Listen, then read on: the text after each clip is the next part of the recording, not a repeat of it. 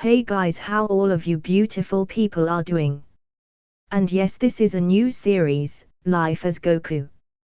Kris Lander is the definition of average. Average student going to an average school, living an average life until one day a trunk kissed him a little too hard and he is thrown through the void.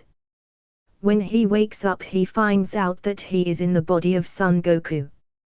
With his new life, he will be anything but average and rise to the top until he becomes a god. So let's start without any delay. Indication of our 18 activities. Birds chirping in the beautiful spring breeze were overshadowing a very important confession that took every speck of courage an average young man would have. And wouldn't you know it, this person was the very definition of average from top to bottom. When he stands, his height is a whopping 176 centimeters with a cool 70 kilograms to boot. Slightly tan with warm brown eyes and jet black hair coupled with a very plain-looking face, his features would make you miss him in a crowd of people. Kris Lander wouldn't have minded that he was average in the spectrum. Don't get him wrong, he would have loved to be handsome and popular with the ladies, but it sure beats being unattractive or too large that people would only notice your personality. So, these past few months we have really been getting to know each other. I was wondering if you would like to grab a bite to eat sometime this week. Kris said with trepidation. He was asking his crush since entering high school. Well, she was kind of everyone's crush. Are you asking me out on a date? Said Fane while she looked like she was thinking. Kris was internally very nervous but calmly nodded his head. Fane was a breath of fresh air in this average school where everything is boring. She had gorgeous golden locks with dark eyes that you look at forever. Her body was a man's dream and nightmare that you can look and not help but get sucked into. Even her name was unique, making her stand out even more. With her above average grades, she was any man's dream. So of course, he will get rejected. Sorry, I can't. Evan invited me over to his house to work on a project, so I don't know if I am able to. Fane remarked, acting a little bit regretful to not hurt Kris too much. Even though Kris was not a love interest of Fane, coupled with the fact that she only knew him for a few months, she couldn't bear hurt his feeling because Kris was a chill guy and great friend. He didn't seem to ask anything of her and listen attentively to anything she ranted on about. She didn't want to lose such a great friend that she felt like she knew forever. Of course, it is Evan, thought Kris as he was slowly resigning into his fate. Evan was the male counterpart of Fane, excluding everything that made Fane likable.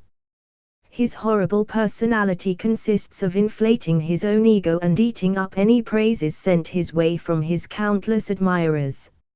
Everyone at school painted them as the perfect couple.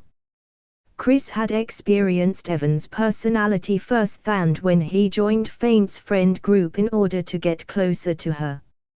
Everyone despised him for doing so, especially Evan.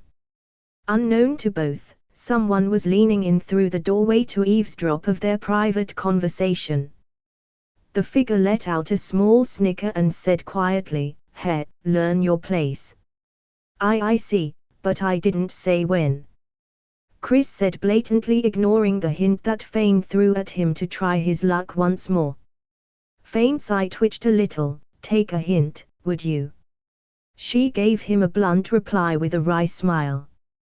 Kris huffed to mask how much it hurts to get turned down. "Yeah, I get it." Fane looked at him confused. "You aren't hurt?" "I turned you down pretty harshly there." It was Kris's turn to wryly smile at her. "If you expect rejection, you don't get hurt as much. You still have to ask to test your luck, and the reward is much sweeter this way." Fane looked at Kris with the brightest smile Kris had seen her with, making his heart skip a beat. "So, we still friends?" Fane looked at Kris expectantly. Kris could only numbly nod his head. Great. He, let's go, we will be late for the next class. As Fane skipped across the room and out into the hallway, Kris could hear her talking to someone animatedly as he let out a hefty sigh. Time to let these feelings go. Heh. Time will help let these feelings go. Asterisk asterisk asterisk. Kris was walking down the empty street with a couple of grocery bags on hand. It was late at night with the stars shining brightly and the moon full of all its glory. I knew that Fane would reject me, everything about me is average. Why would she accept me? At least we will still be friends until I can get rid of these feelings, the 17-year-old lamented in his heart. Right now, Kris is walking to the house from getting a few things from the local grocery store in his neighborhood. In all actuality, he didn't need to go out and get the few groceries that he did. He wanted to because his parents are home at this time. In the Lander household. Asterisk crash asterisk another crash sounded as a pan fell from its resting spot on the stove. Luckily it was empty as no one really cooks in the house anyways. Asterisk crash asterisk another bang sounded across the house as Mama Lander had her back pressed against the counter with Papa Lander making her unable to speak as his mouth was connected with hers. Oh honey. Mama Lander grunted and they did the deed. This was quite a normal occurrence in the Lander house as Kris found at the ripe age of 8. Back with Kris. His parents were spies in some secret organization that he had no clue of. He only found out when they were too busy humping each other that they let a 10-year-old go into their office and look through some files. He only got the gist of it until they drove him out of there to continue the deed in the office. Ever since that day they did not allow him to go inside their office again. Because of the nature of their job, Kris's parents are usually out at months at a time, and when they do go home, they go at it like rabbits, not caring about privacy or anything of the like. Because of this, Kris's bond with his parents isn't very strong. He does have unconditional love for them, but that really is as far as it gets. Being the nymphos that they are, Kris's parents taught Kris all about the wonderful nature of sex and babies when Kris first found them going at it. The reason they did this, or at least the reason they told themselves, was that because Kris was going to learn about it sooner or later and he could use that information to become more mature later on. The real and obvious reason was so that they can do it more often without shame. Today, incidentally, was one of those days. So Kris decided to get groceries and wander a little bit until he felt like they were finished. Just because he was interested in sex, it doesn't mean that he wants to see his parents doing it over and over and over again until they pass out while still inside of each other. They should be done by now, Kris thought as he was walking down the street. He reaches a crosswalk and is only a couple of blocks away from his house. He looks right. Nothing. Left. Nothing. Right again. Nothing. He proceeds to walk to the other side of the street. Another uneventful day once again. What is this feeling? Kris sensed an incredible foreboding on his right side. As he turns to look, a literal truck just appears out of thin air. A regular pickup truck at first glance, but if you look closely, you can see that the truck is eluding a greenish aura that is seemingly distorting the air around it. What the fuck? Kris reacts quickly and hurriedly reaches the other side of the road. Upon reaching the sidewalk, he releases the tension that he built up when he first became uneasy. What was with that truck? As he looks back at the truck swerves heading directly towards Kris. Shit. Even in the face of death, he had a look of calm. Maybe that was the only thing that was not average of Kris Lander, the fact that he can look and act calmly while his insides raged with emotion. Bonus scene. Crime scene. Yellow police tape was everywhere around a suburban sidewalk. However, the peculiar thing was that inside of the tape was absolutely nothing. Like the crime evidence and scene just vanished overnight. A couple of police officers were talking and taking note of the crime scene. This is very strange, there is no indication that anything hit him. Like he just fell backward and died, said the first police officer in confusion. That is impossible, we can see skid marks over there. Was presumably a truck went off the road and slammed into him. How are we doing with CCTV? Said the obvious police captain who was investigating the scene. Jeffrey came back earlier with it. He said that all the cameras in this street, in particular, shut down at the same time. When they turned back on, the victim was already dead. Replied the first police officer again. What the hell? Reports back at the morgue state that he was in perfect health. No signs of heart failure or any diseases. Cried the police captain as he pulled his hair in frustration. Whoever did this is obviously very experienced or planned this out extensively. I don't know how they did it, but we will find the culprit if it's the last thing we do. The police captain and his subordinate will walk the ends of the earth to find the trails of the legendary Truck Khan. You know, when you watch anime or read novels about a character getting kicked in the ass by Truck Khan, it always seemed kind of painless. That they just happily get reincarnated without another thought that they just died. Well, that was how it's supposed to be. Not this unrelenting pain. It feels like I am boiling in my own skin like some sort of tender meat in an oven. The darkness is maddening because there is nothing there except the pain to accompany Kris in his thoughts. Kris could feel all his nerves and how they were screaming for the torture to stop.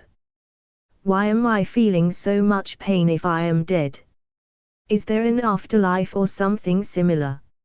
Is this eternal darkness and pain hell? Kris tries to scream to vent the frustration he is feeling, but the only noise that comes out is a muffled screech that makes him feel and sound like he is underwater. Someone is talking in the background, but Kris is too preoccupied with his screaming and pain to fully make out the words. Slowly his consciousness fades away. Kris wakes up with a start as his eyes protest intensely because of the sudden intake of light and movement. He can barely see anything as everything is a blur due to the fact that his eyes have not adjusted. He blinks his eyes rapidly to restore them. As his eyesight finally recovers, he notices that he is in some sort of hut. The hut was very small with a bed tucked in the corner, a brown table in the center, a black wardrobe, and cleaning supplies next to the window. What really caught Kris's attention was what was on the wardrobe. Laying there was a mesmerizing orange ball with 4 orange stars embedded inside. The ball was on top of an orange cushion that made it seem more fragile than it actually was. One could see the smooth outside of the ball shine brightly like glass as it reflected the sun, making it seem more majestic. What the hell, a dragon ball? Wait, what am I thinking? There is no way that is a dragon ball. Dragon balls aren't real. It really got me there for a second. That is one top-grade replica. Unbeknownst to anyone, Kris in his previous life was really into novels, video games, manga, and anime.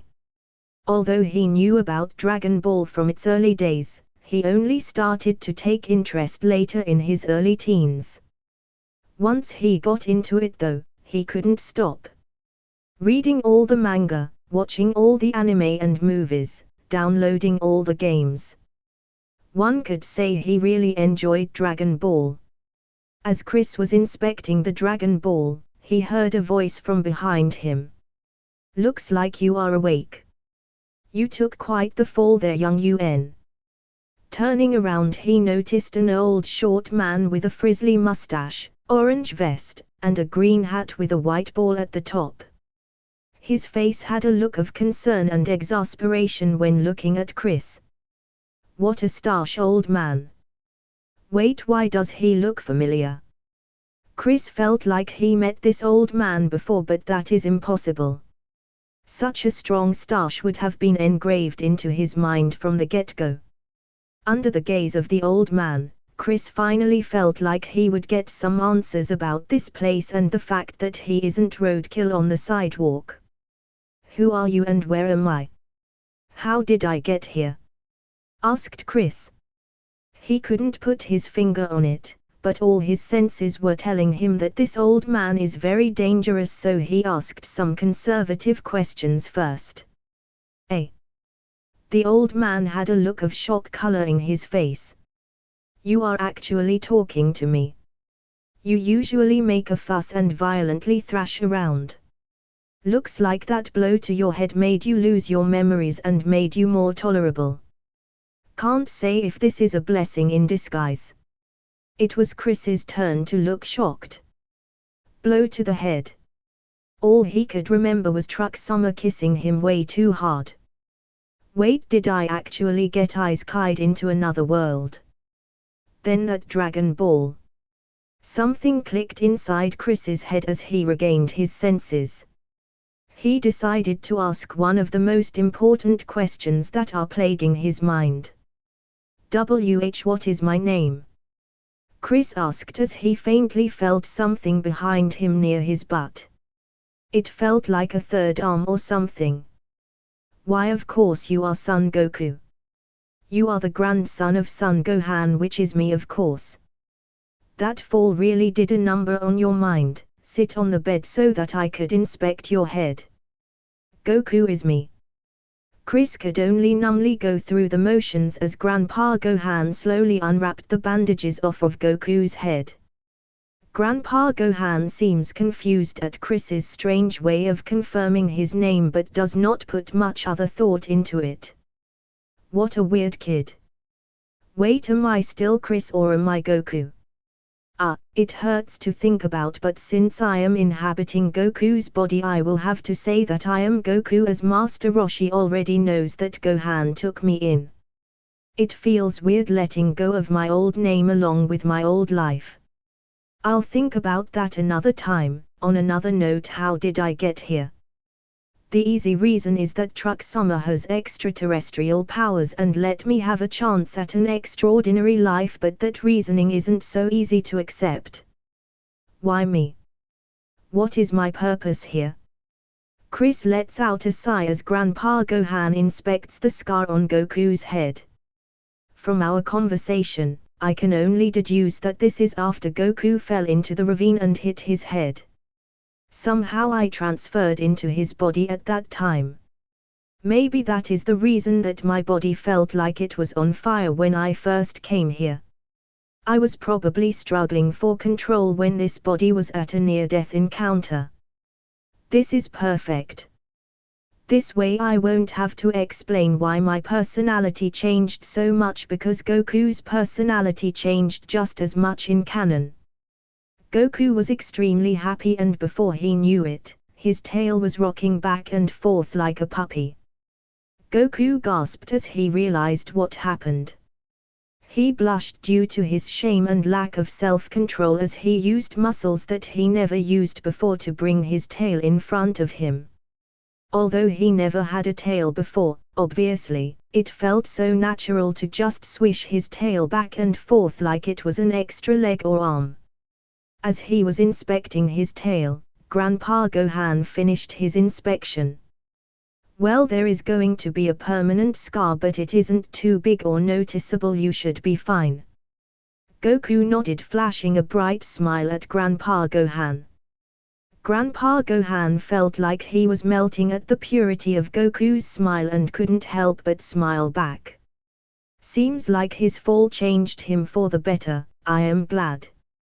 I thought all kids were devils like him. As Grandpa Gohan was having less than nice thoughts about children, Kris's determination took a new turn.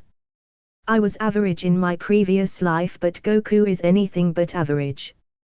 With this body, I will uphold Goku's legacy and beyond. I will use this chance to rise to the top and become the greatest fighter all of the multiverses has ever known. 3 years later, age 744. Today I am 7 years old. Goku thought as he was meditating. He was trying to fully control the ki that is swirling inside of him. Goku has spent these 3 years really thinking about his plan to rise while also training his martial arts and ki control. I don't even know what situation I am in, whether this is the manga or anime. I don't even know if movie villains are somehow going to be popping up out of nowhere or if only some of them will come at all. Even GT is an unknown variable because technically that isn't canon. And even the super manga and anime are somewhat different. With all these unknowns, it is nearly impossible to map out a plan. Because of this, all I can do is just grow as strong as I can while riding the flow of events. Trying to stick as close to canon is a good option so that I can have control of the situation and know what is coming next. Going off the rails just to be more powerful is an unnecessary risk as I already know I have the potential to be the best. One of the things that had Goku thinking of was the existence and usage of ki. Having ki circulating through his body was so invigorating. There was nothing like it on Earth and it had so many uses such as energy blast, flight, and even elemental manipulation. Energy coursed in his veins as he tried his hardest to control it. Unlike his tail, this control took a little more practice but still easy nonetheless. Probably due to his Saiyan biology that let him wield ki better than humans. As Goku finished his ki control exercises that he created, he quickly got up and headed towards his grandpa to beg him to teach him martial arts once again. Of course, using the good old-fashioned puppy dog look, or in Goku's case, puppy monkey looks equipped with the tail and all. Grandpa reluctantly agrees again and started showing Goku some basic katas from the turtle school. Later that night, Goku woke up with an incredible burning sensation in his groin area. Oh, man, I gotta pee and I can't hold it in. It feels like it's going to burst. Goku thinks as he runs out of the hut, making sure not to wake Grandpa Gohan.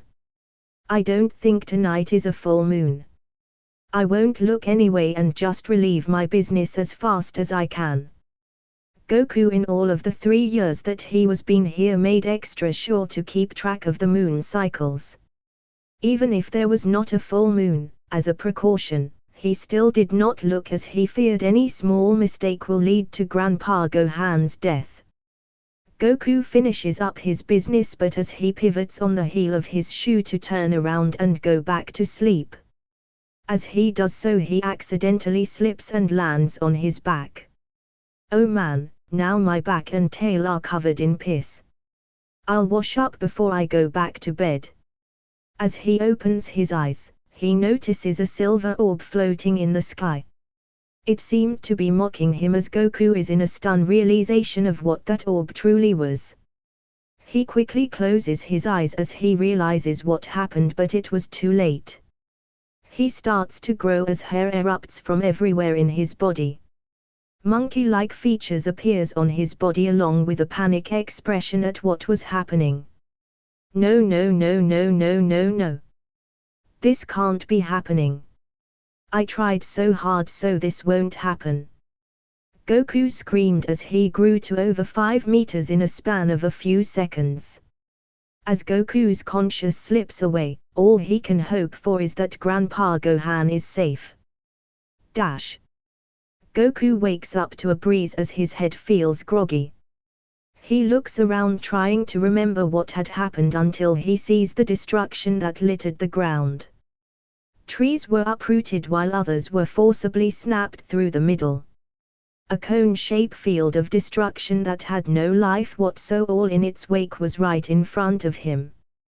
Goku remembers what happened and becomes a little relieved to see that he isn't close to his house. Maybe I went in the opposite direction of the house and Grandpa is safe. He felt a little hope spark in his chest until he sees a pile of clothes in all the debris. An orange shirt with circles and a green hat with a ball of pure white on top. Goku's stomach felt like a pit as he slowly crawled his way to the clothes. Although he hasn't been in this world for long, Grandpa Gohan's affection seeped into his heart.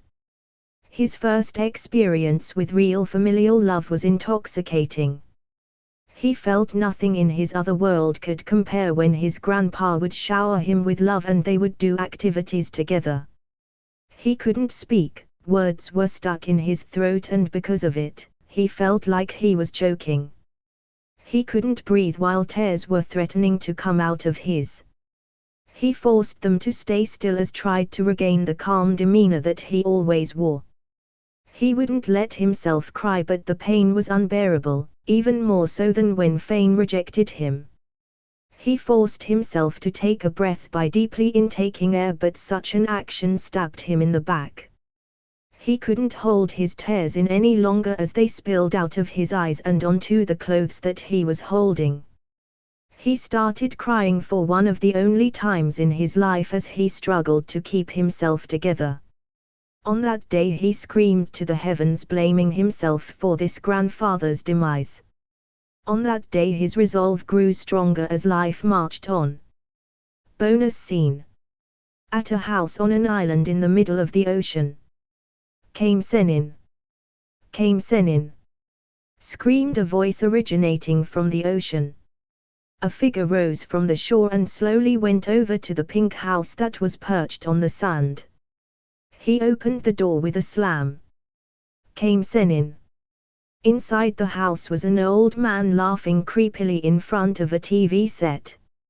On TV were rows of women doing stretches instructing the presumably female audience on what to do.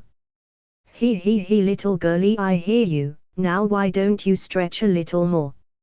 In fact, the old man held no shame as he went up to the TV screen with blood spewing out of his nose. Kame Sennin. What are you doing? Screamed the figure that walked into the house to such a perverted showing.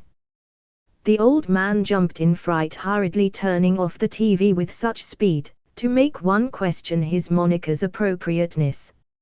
Ah, turtle, I was just trying some videos that would teach me how to stretch. You know me, these old bones need a good tuning. The figure was revealed to be an actual turtle that was actually quite large compared to its brethren. Turtle sweat dropped at the poor display to cover his deeds and just shook its head to try to reason that the great Sennin wouldn't do such a thing. Anyway, you got a letter from Son Gohan. It came in just today. Ah, Gohan, eh? That rascal, I wonder how he is doing.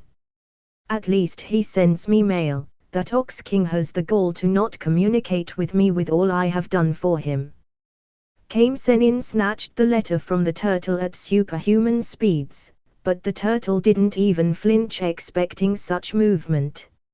Let's see what he wrote. A boy with a monkey tail. Well, that is something you don't see every day. He made him his grandson. Son Goku, eh? He had a violent disposition before he fell down a ravine and hit his head. How did he fall down a ravine in the first place? What is Gohan doing with that boy? Next thing you know, he will throw him in the ocean or tie him to balloons and let him fly in the sky and call that training. After he hit his head, he became nicer and smarter with interest towards martial arts. He wants me to train him in a few years when he is ready. Ha ha ha, that Gohan throwing me his problems. Son Goku. It seems like he is an interesting young man. West City. Where are you going, sweetums? The one who was talking was a blonde with incredibly curly hair in the front and attiring a long dress while watering her plants. Her house was in the shape of a dome with smaller domes on the outside with paths leading to them. adorned with a multitude of rectangular and square windows and cylinder-shaped rooms jutted out at the top that makes them look similar to chimneys. In the front of the building in large letters read out, Capsule Corp. Inside the building leads to a huge indoor garden with an array of animals playing with each other. This is where the blonde was watering her plants. "I told you, Mom, I am going to go find the Dragon Balls," yelled an exasperated blue-haired teenager. This new person, presumably the daughter of the blonde, although the only characteristics they share is their raw beauty, was wearing a bright red ribbon that tied her hair into a ponytail and a pink dress with a brown pouch strapped to it. With her very blue eyes, creamy-like skin to complement her beauty, money for days, and one of the smartest minds on the planet, she was a crush crusher. "I am going to wish for myself the perfect boyfriend," said the blue-haired teen. As she said so, she held her hands to her face, and if you look close enough, you can even see hearts popping in and out of existence around her. Truly a natural phenomenon. "Oh dear, those shiny orange balls with the stars that you found a while back. I'm worried about the dangers out there." Despite her saying so, she did not look that worried at all. In fact, she just went back to watering her plants, seemingly not caring for a reply. "It is all right, Panchi, as long Bulma doesn't go near the forest next to Mount Paozu, she can take care of herself," said a man whose face was covered with paper. The person this time was a short middle-aged man equipped with glasses and a newspaper. A black cat was perched on his shoulder next to his light gray hair. The entire time he was talking, his eyes never left the newspaper. "Whatever, I am leaving now to get my perfect boyfriend," exclaims Bulma as she rushes towards the door with way too much enthusiasm to get out of the house. "I don't think she heard you, dear. What's wrong with the forest near Mount Paozu?" asks Panchi with a more concerned expression. "Well, according to this newspaper, there has been a sighting of a giant creature that wreaks destruction wherever it goes. Craters devoid of life, trees snapped in half or uprooted. This all has been happening for the past couple of years or so on every full moon." Unknown to them, Bulma in her turbo car is speeding east towards Mount Paozu in search of her first Dragon Ball in her adventure for a perfect boyfriend. Mount Paozu. Sitting near a river, one can see a relatively large boulder moving up and down. Under it is a small child with spiky hair and a furry tail. Actually, the tail of said boy also had a rock that is used for training as it was swaying up and down. The boy was Goku, as there were no other monkey-tailed children in this universe. The movement of the boulder contributes to the push-ups that he was doing next to the river. Letting the boulder and rock go, he lays down to rest as he prepares to hunt in search of lunch while also working out his legs. These few years have been pretty uneventful, but I guess I should have expected that. The only things I have been doing to pass the time were just key training in general, and trying to master that blasted great ape transformation. For this past couple of years, Goku has been looking at the full moon every time to try and finally master the great ape form to no avail. The only thing he created was stories parents would tell kids when they misbehave. "The great Simeon will come and get you if you don't finish your homework." Trying to control the form is next to impossible. All I see is red while rage and destruction plague my thoughts uncontrollably. If Super Saiyan 4 does exist, then learning the Uzaryu form now will be a huge boon. Even if GT isn't canon in my world, learning it still has a good power increase, and it will be interesting to see how it interacts with Super Saiyan and God. Goku sighs as he stands up to catch some fish. Walking over to the river, he sticks out his tail while dipping it in the water. "At least I know that today is the day Bulma comes to my house." Good thing I borrowed that calendar from the city a while back to know when she will come. Otherwise, I would die from just repeatedly training and no human contact. Goku feels a presence about to emerge from the river. Jumping quickly, Goku whips his tail back while turning around to face his prey. With one swift kick to the chest, the fish dies instantly while landing perfectly into Goku's hands. I now know why Goku eats so damn much. With the combination of martial arts and Saiyan metabolism and seemingly endless stomach, I have to eat so much just to survive. Saiyans are a warrior race after all. Goku races on the dirt road leading to his house while having ginormous fish above his head. As he was almost arriving at his doorstep, he hears a low humming sound coming from behind him. The humming sound slowly becomes louder as a car comes into view along the road. Inside is a cheery blue-haired hormonal teenager that is not paying attention to the road. Seriously, how did she get her driver's license? How does she not see me when I am holding a giant fish? Bulma sees Goku just as she is about to crash into him. She tries to skid out of the way but fails miserably because she is too close. Goku kicks her car out of the way after setting his fish down, making Bulma do 2 tumbles before stopping. As Goku approaches the car to make sure Bulma is okay, a pistol suddenly appears and fires straight at Goku's head. Although he knows he will be fine, he dodges anyway because it sure dang will hurt.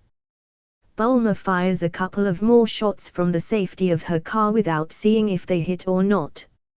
After a while, she peeks from her turned over the car to see if whatever attacked her is dead. Her car is wrecked as a lone tire rolls on by like a tumbleweed. Where is it? Bulma asks after she finds nothing but a small hut in the vicinity. Are you done shooting? Says a voice from behind a boulder to her left. As the voice subsides, Goku comes from behind the boulder to check the situation. This makes the gun that has smoke coming from its barrel immediately aim at Goku's head once more. Who are you? How were you able to throw my car to the side like that? Bulma seemed quite terrified at the prospect of this small child being able to ram 1 ton of steel like it was nothing. My name is Son Goku. I live out here in my house right over there. Goku proceeds to point to his hut just a few feet away. You were about to run me over, so naturally, I kicked it out of the way. I could have dodged, but you might have crashed into my house.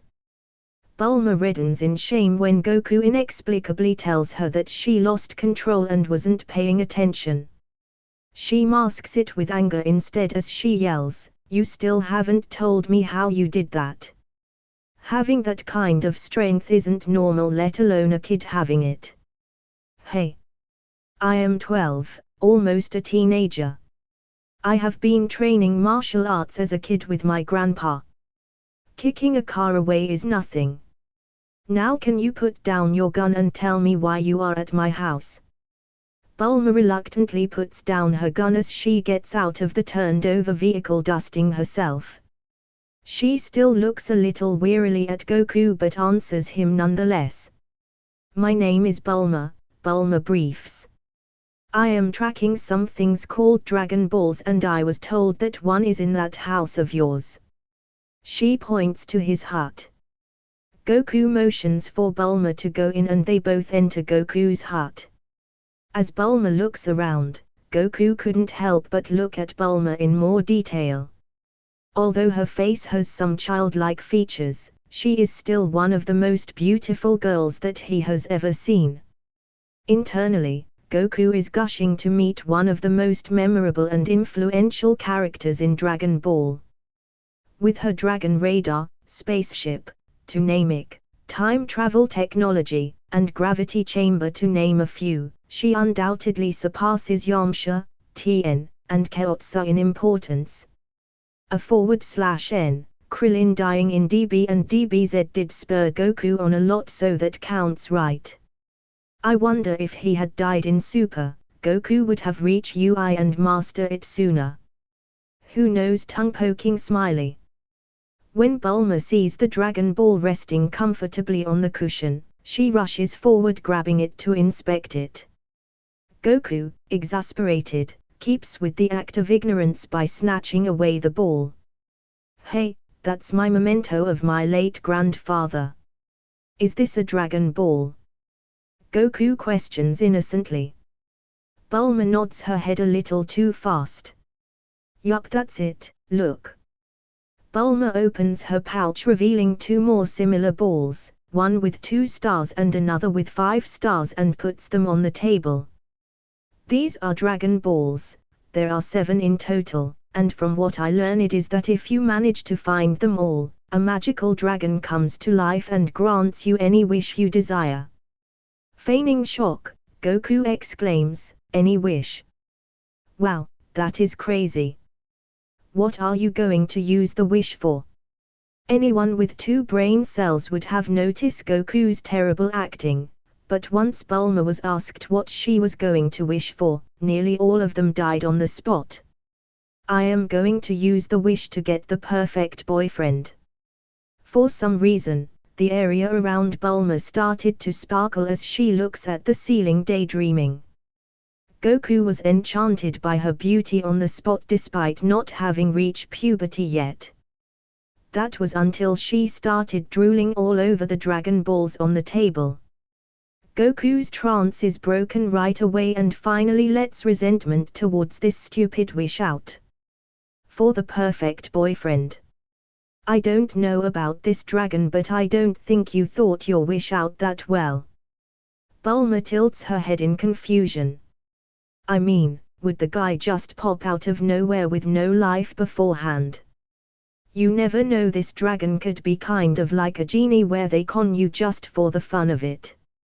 It would be kinda weird if you date a guy that was just born. Even if the dragon makes a random perfect guy show up or find you, how would you know that he would like you? If he is perfect, then he will probably not care about money or beauty, but how would you know he will like your personality? He might break up with you right away.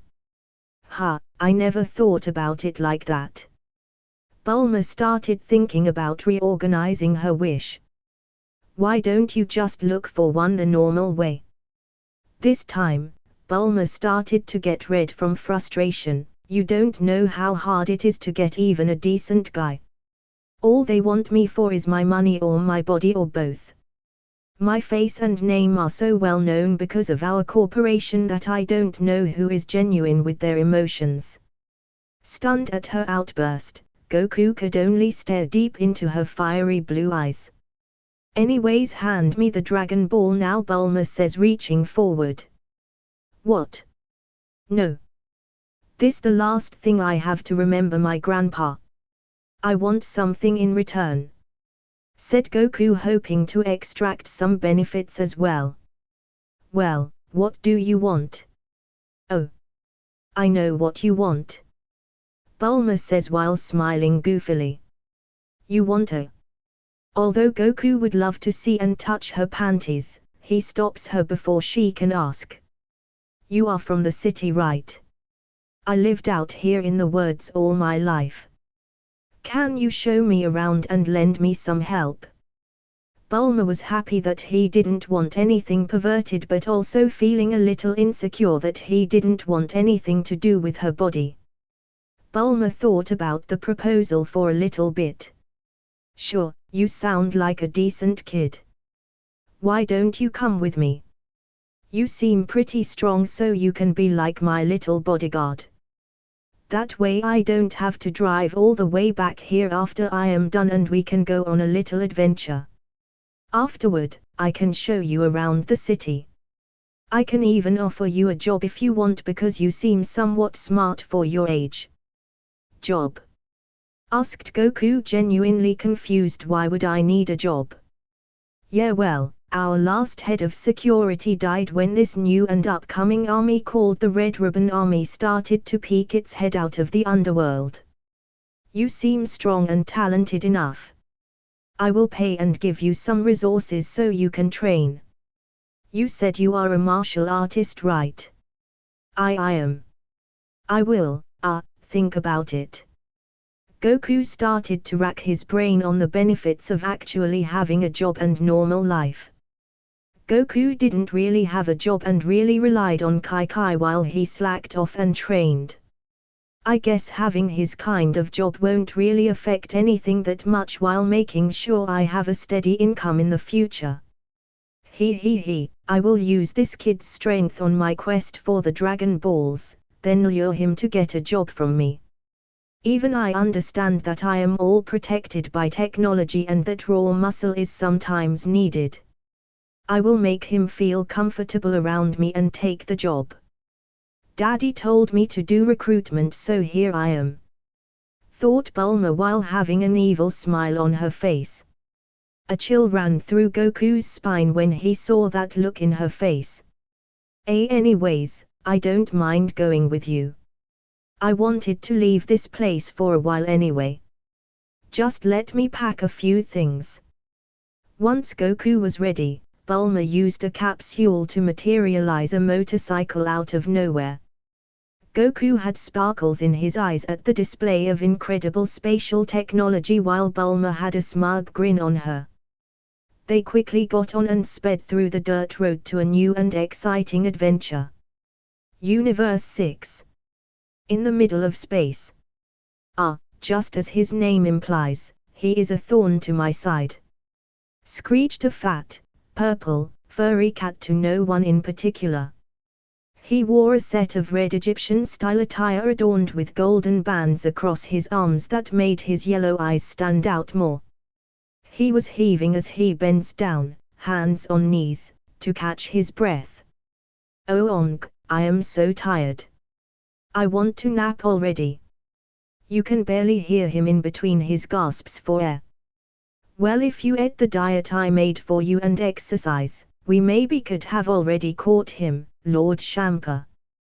The female voice to his side berates him for his figure. The woman was blue in complexion with long white hair tied into a ponytail. She wore a green dress with similar patterns as her partner with a white halo around her neck. Holding the strange staff in her hands, she replayed the battle that took place minutes ago and told him what went wrong.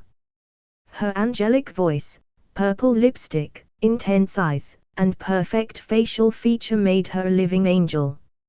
If she wasn't already. Thorn has wreaked too much havoc in this universe, messing with time and evening, breaching to other universes. If I don't stop him until this gets any worse, Grand Zeno might just erase me before erasing all of Universe 6 just to get rid of him. Champa had a dark look in his eyes as purplish energy surrounded him, destroying everything that nears.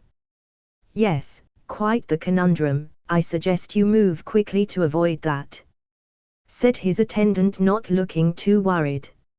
She wasn't the one getting erased after all. Enough idle chatter. Vados, let's go to Fawa to see if he has any more leads. If not, we will go to the Chrono at the Time Nest. Hopefully, they have some good food at that place. The two cosmic beings quickly vanish in a ray of light, vanishing from their spot just moments ago. Traveling at high speeds through the dirt road, one can see a motorcycle with a certain blue-haired girl with a spiky, hair midget strapped onto her back. Wrapping his arms around her waist, the breeze felt great as this was Goku's first time in a long time riding in a vehicle. The wind was intoxicating. Hey, you haven't told me how we are going to even find these Dragon Balls, Goku asked while sticking his head out to enjoy the breeze. Phew. Naturally, I am a genius even with mystical items. Take a look, I created it myself, Bulma said while handing Goku the fabled Dragon Radar. The little dots are the Dragon Balls, so we know where to go. I am so amazing, aren't I? Looking at one of the most powerful tools ever, it looked so simple and fragile. However, needless complexity only made things worse sometimes, so Goku can appreciate simplicity. Wow. You really are smart to be able to create something like this. I've never seen anything like it. Goku half lied. Truth be told, GPS was more complex because it mapped out land masses with detail, but it couldn't track magical wish-granting balls of power. Bulma blushed at the comment before they started to fly in the sky after going off of a small hill. Ah! They both screamed in unison. Later. Oh my gosh! How did you survive these roads without me before? Goku asked Bulma as they were both panting on the ground due to all the adrenaline rush they were given during the first day of their journey. Well, excuse me. I had a perfect safer vehicle just this morning before someone had to wreck it. Bulma said indigently. Ha, like that is an excuse. You crash into me with that vehicle too. Admit it, you just suck at driving. Goku said smugly. Before he can go on though, his stomach was screaming for attention. Let's rest out here for tonight. The sky was dark as they parked near the road to get off of the motorcycle. Bulma took out her capsule case and started to look for the one that contained a house so they can sleep in it. Man, can you contain anything inside of those things? Goku was quite fascinated with Dragon Ball's technology. Despite the planet and its people looking wild and unruly, the technology was one of the most advanced in the universe. Goku was trying to look inside of the case to see the different capsules, but due to the height difference, he had to keep jumping just to catch a glimpse of what's inside. Bulma giggled a little at Goku's antics before she gave him the case while chucking the one in her hand at the clearing.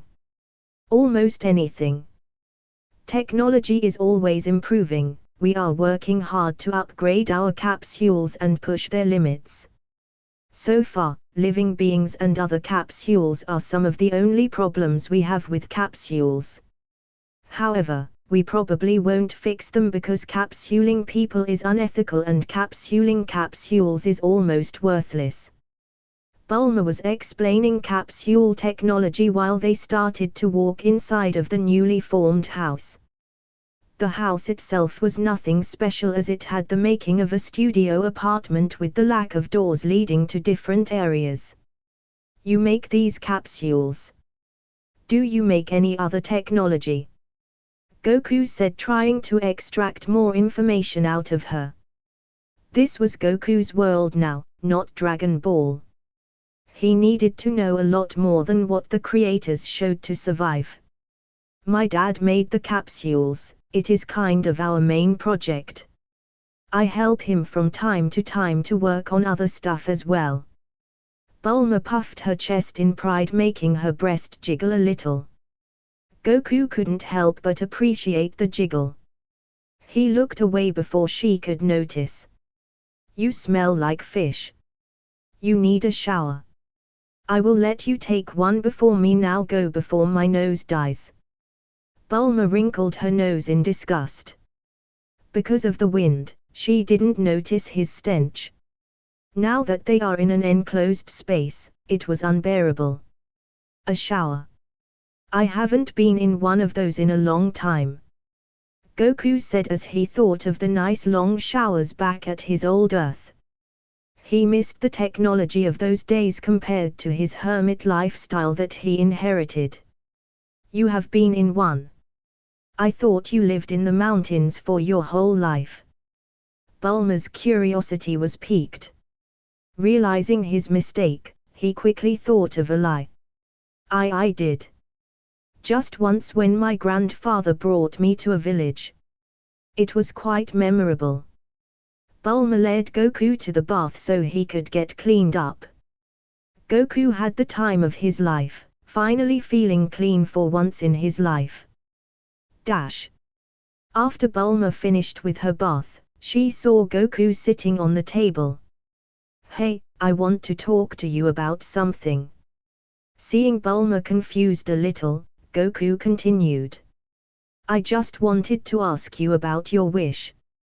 I just really want to know why you would want a perfect boyfriend.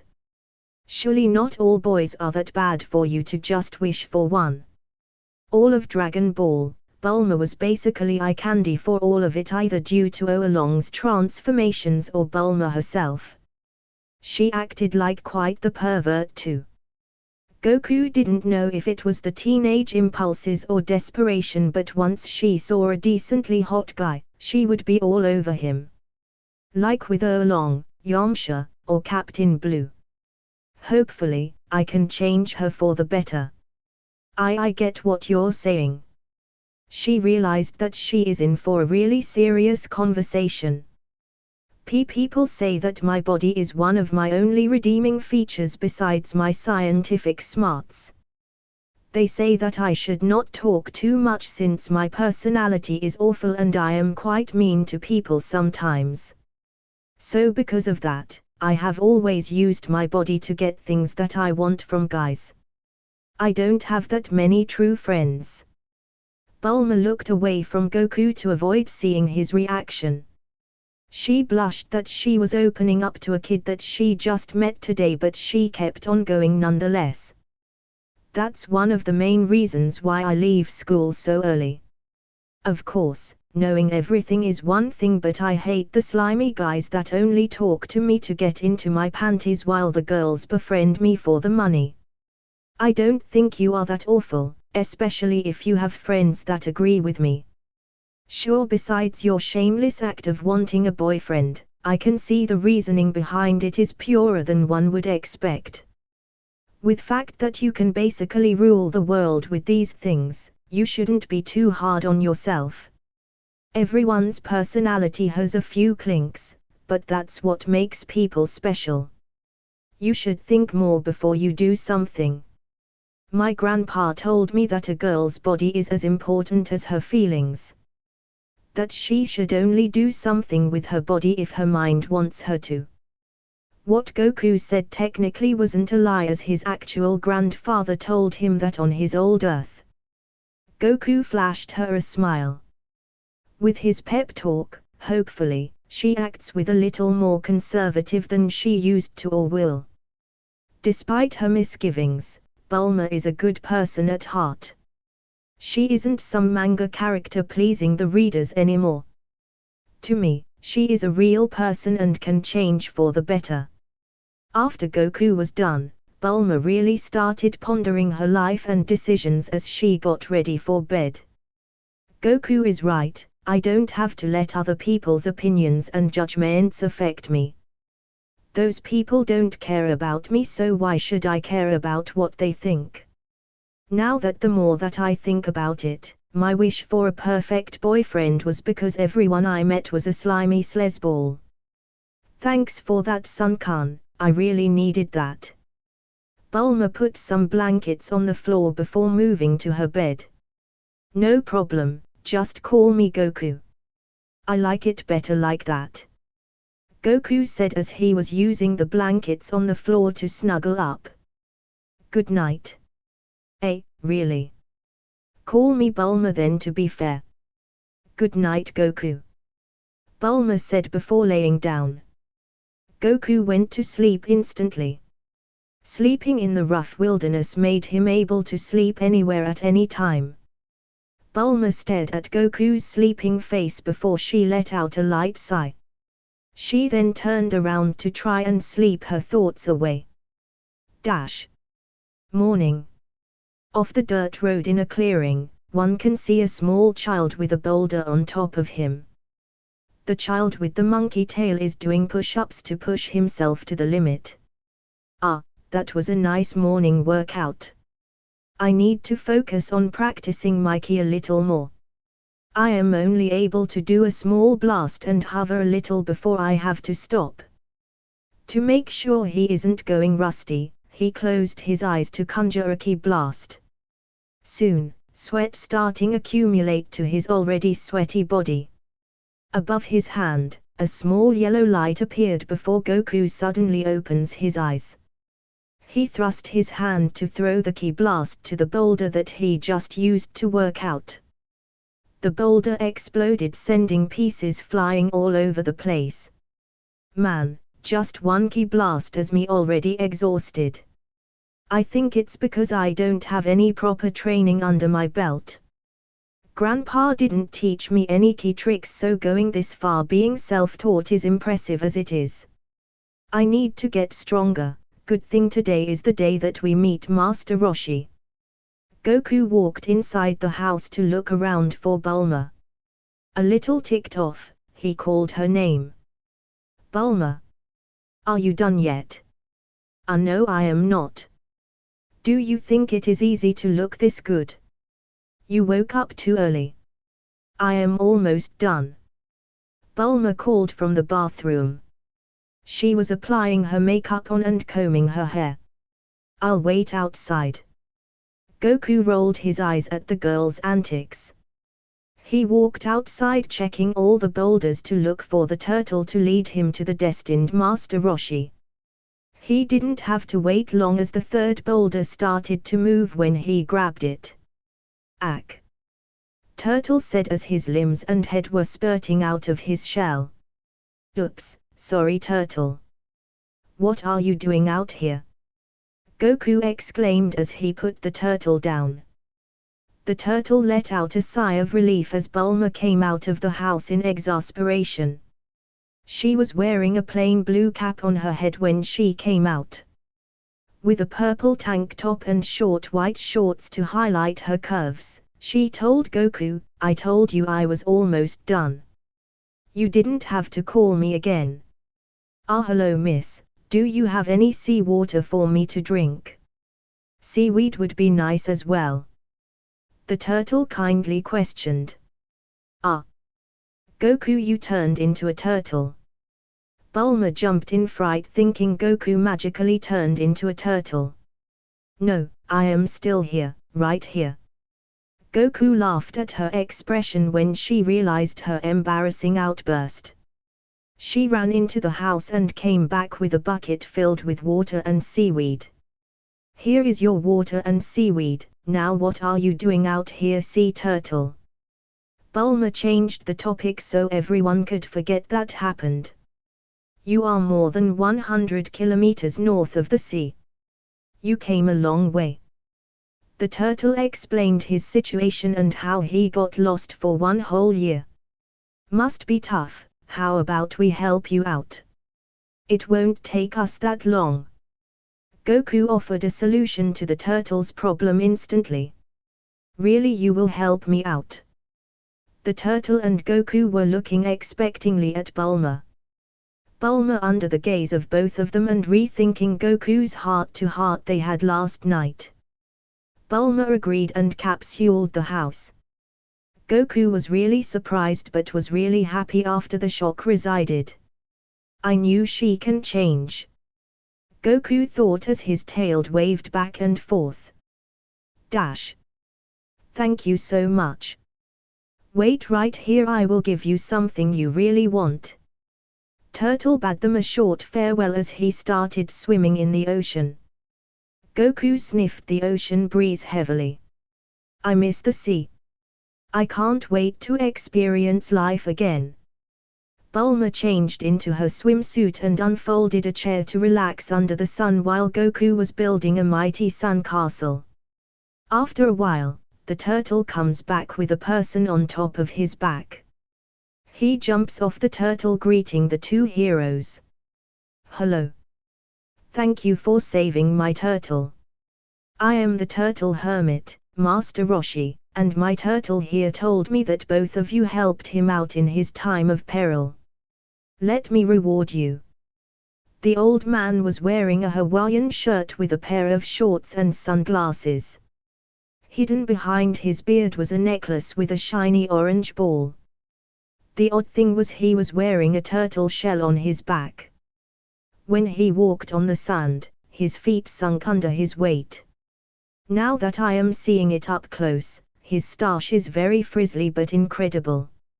I wonder how I would look with a mustache. I know that there was that one time that Vegeta and Goku had nice facial hair. Should I grow my hair out when I am older? While Goku was having some weird thoughts, Bulma had her suspicions. What do you have to give us? I hope this isn't some scam because it isn't funny. Well, little lassie, I would never scam you on something like that. Here, let me show you. Come to me, magic carpet. After a while, nothing appeared, making everyone's sweat drop at the grand display. Came Sanin, remember the magic carpet is at the dry cleaners because there was a mysterious white stain on it that smelled fishy. Ah ha ha, I remember I let a fish in and he spat on the carpet. I remember. Master Roshi laughed a little too forced. Let's see, maybe you can do it, come here Kintown. After a while, nothing happened again. This time Bulma had enough. I knew it, this old man is a farce, let's go Goku. It's not like we came here for a reward anyways. Are a humble young lady, but have a little patience. Kintown should be here soon.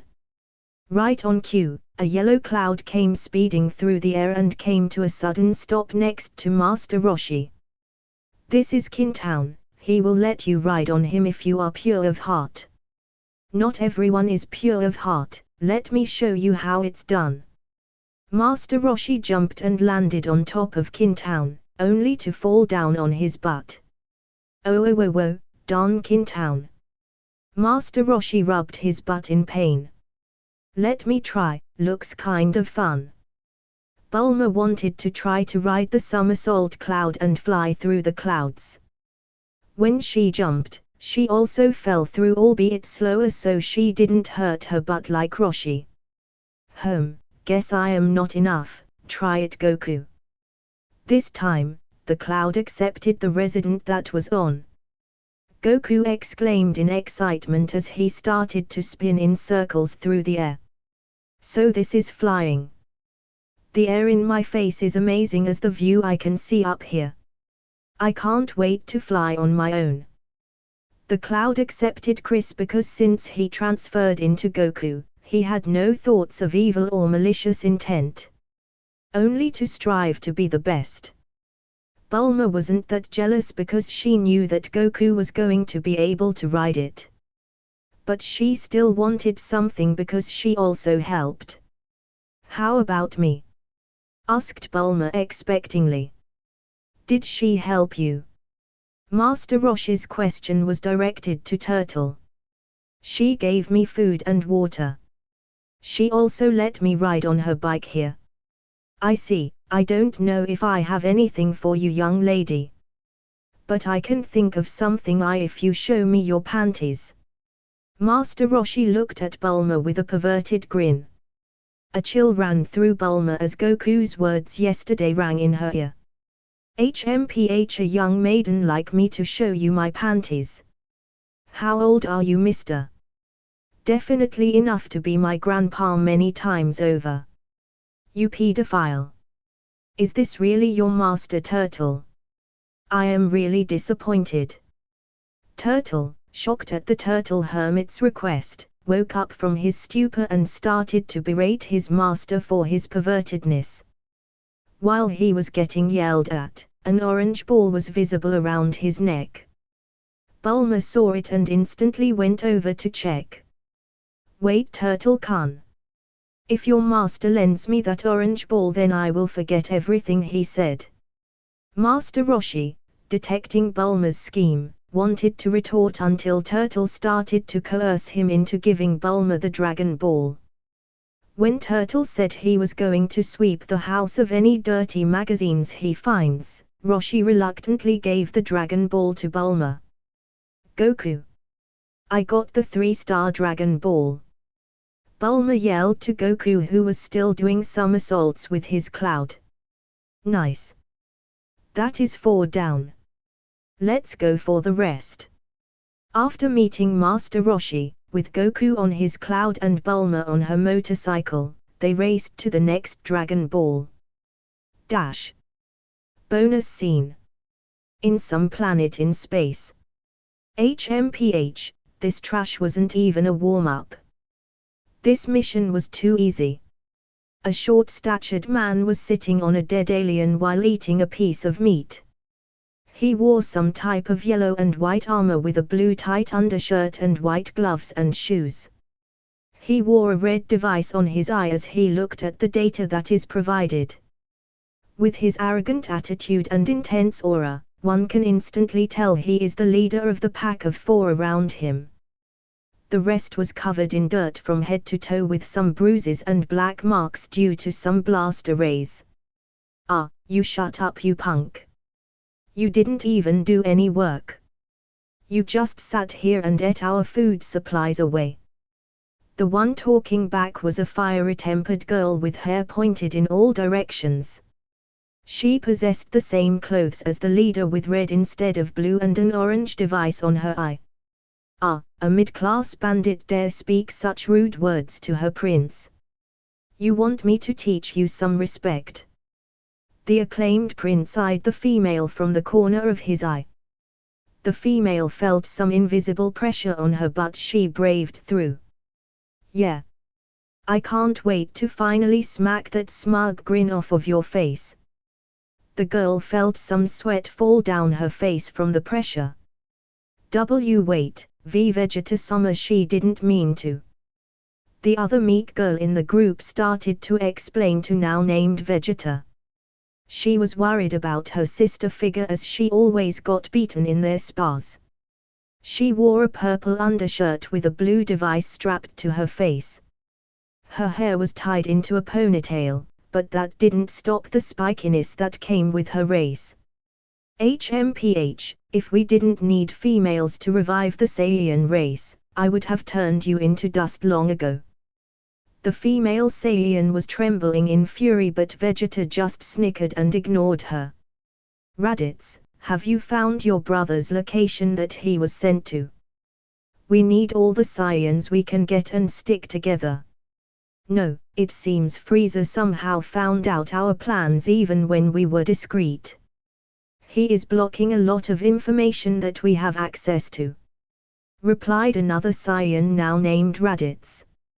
He looked like a porcupine with his long hair reaching his feet. He wore a black undershirt with a green device covering his eye. "Blast that Frieza, he is hiding something. Something big. I swear I will find what is that makes him not want us to find another Saiyan." Speaking of Frieza, orders just came in. There is a new mission that we have to go right now. This time, a tall bald Saiyan spoke. He had a small stash with a brown undershirt and a purple device adorning his face. "Not long after this one. He is working us like dogs. Let's go clean the mess fast," said Vegeta as the Saiyans walked towards 5 resting circular vehicles. They all stepped inside their respective ones as the hatch closed. Not a moment later, they all launched up at the same time blasting towards the stars. "Mankin Town is so fun to ride. I never knew that flying this felt so invigorating." Bulma pouted with jealousy at the airborne Goku as he did more somersaults while still keeping speed with her motorcycle. Soon the duo arrived at a little village that was too quiet for Bulma's liking. "Hey, this is where the radar says the 5th Dragon Ball is, but I don't see any people." Bulma felt very uneasy in this apparent ghost town that she instinctually scooted closer to Goku. Well, let's knock. I can sense people, so maybe they have a good reason." Goku went up knocking on the door expecting silence. Knocking again just for pretense, he shouted. "Hello, is anyone here? We are wandering travelers and came to this town for something. Why is everyone gone?" He hoped the residents heard so he could reduce the misunderstanding. Alas, either the residents were too fearful of even strangers to be kind to them. "It looks like it's locked." Seemingly ignoring Bulma's remark, Goku pries the door from its hinges while making sure the door stays intact. Just as he did, a shadow from the inside rushes towards him with an axe at hand. Noticing his assailant, Goku pushes the door between them as a makeshift shield. "Hey, what's the big idea, old man?" Goku exclaimed, pretending to be angry. "There are two of you. You aren't all along. Who are you?" This time it was Bulma's turn to be a little angry. "Didn't you hear? He said we are travelers. We didn't do anything wrong and yet you attacked us for no reason. Explain yourself." "Sorry young miss, but I thought you were all along. He is a terrible being that comes to our village to take away our young maidens. My daughter was next, so I thought you were all along coming to take her away." When the other villagers realized that the duo wasn't the terrible all along, they started crawling out of the woodworks everywhere in the village. "HMPH, you almost killed us, so you need to pay up. We are looking for these things called Dragon Balls. It looks like this. Have you seen something similar?" Bulma was blowing the situation out of proportion since Goku wasn't going in any danger, but old habits die hard. After showing the orange ball, an old lady from the crowd came up claiming she has one as well. "Ah, how about you give it to me? In exchange, I will forget that you people almost killed us and we get rid of this all-along character." Bulma went in for the 1-2 punch, making the villagers feel like they owe Bulma even more for such a small compensation. After explaining Goku's fighting prowess, they planned to just have Goku hide and launch a sneak attack on the unsuspecting all-along. Night. Little lady. Little lady. I have come for you. Coming from the edge of town was a huge ogre-like creature with horns with the attire groom. "These flowers are for you. Where are you?" At this point, Goku came from behind one of the buildings and leapt towards the monstrous being. "Ah!" all-along yelped in surprise as Goku launched with all of his strength. Goku's fist landed right on his forehead as all-along passed out instantly due to the impact. That was anticlimactic. The villagers witnessed the scene and started hugging each other while crying. Then, the huge monster turned into a puff of smoke. Underneath that smoke laid a pig wearing green military clothes with a red star on the cap. All the villagers exclaimed in surprise as all of them stared at all-along with a dumbfounded expression. Bulma came from within the crowd with a bucket. Inside the bucket was ice-cold water as she poured it on all-along. He woke up with a yelp and started squirming because of the water. "He is literally a pig, that is a pervert. I should have expecting something like this when they told us of your personality. Hey, look at me you pig." All-along, already terrified of Goku's strength, almost passed out again when faced with the ferocious Bulma. "The girls you kidnap are safe." All-along meekly nodded. "All right, take us to them." Goku tied all-along to a rope as Bulma received the Dragon Ball from the old lady. All-along leaned closer to Goku. "Your girlfriend is scary." "She isn't my girlfriend." Goku had a straight face when he answered. "On the other hand." "I heard you pig." Bulma was red with either fury or embarrassment. All-along paled and obediently led them to his abode. After arriving, the villagers burst through the doors expecting the worst for their daughters. Only to find that their daughters were having the time of their life relaxing. Everyone looked at all-along with confusion while Goku looked at him with amusement. "I wanted an obedient girl, please do take them back." "So you are a beta male?" Goku said to all-along, looking directly in his eyes. Hey, it's not true. These girls are just that scary." "Hey, I am not judging. Leaving the villagers to berate the girls for worrying them, Bulma led Goku and O-Along to talk. Hey O-Along, you can shapeshift, right? How can you do that? Bulma looked at O-Along like he was a specimen ready to dissect. Understanding his position, he gulped before answering. I went to South Shapeshifting Preschool. It wasn't that hard, but since I didn't graduate, I can only shapeshift for 5 minutes. Do you think you can teach us? That skill seems very useful. O-Along was stuck between a rock and a hard place, namely Goku. On a boat towards their next destination, O-Along was teaching them how to shapeshift. Well, for starters, humans have it much harder to shapeshift to different things. That's why in my shapeshifting school, they mostly accepted humanoid animals instead. O-Along hoped that with this information, they would give up and let him leave. I have a tail, does that count? O-Along looked at Goku with exasperation. Of course it does, not you dimwit. HMPH, shapeshifting is a supreme art that not just anyone can do. It takes years to practice the magical nature of it. Bulma finally saw the chance to ask something that has been on her mind for a while. Hey Goku, I have been meaning to ask you. What's with that tail? It moves like it is a real tail, but it is a highly technical accessory, right? Goku smiled. Nope. I was born with it. Bulma and O-Along gasped in surprise. They started discussing it, totally forgetting anything else as they ventured on to meet the desert bandit.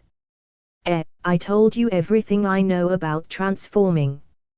It's not like I am very good at it, I can only transform for 5 minutes myself.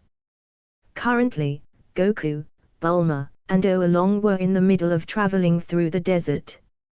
Bulma was her signature bike with O-Along behind her as Goku was trying to shapeshift on the flying Nimbus. Goku had the foresight to keep the capsule case next to him by convincing Bulma that he will better protect it. I feel like the transformation technique has something to do with ki but is also entwined with magic. I have little ki control and no magical affinity, unlike O-Along who is a natural. My guess is that even though O-Along has no ki control, he relies on his magical prowess due to his species to transform, albeit not for very long.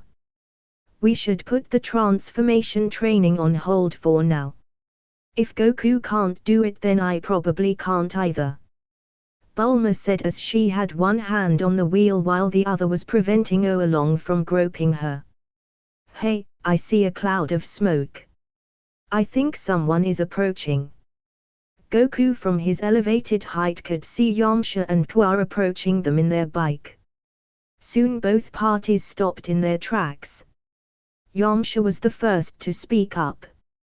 Hey, you guys seem to be in the wrong place. This is my desert and I am the hyena who lurks it. If you fellas don't want to get killed so soon in your life, hand over your money and any capsules you have. Bulma was wearing a helmet along with the windshield made her figure unidentifiable while O-Along was cowardly hiding behind Bulma. Goku is the first to show any reaction.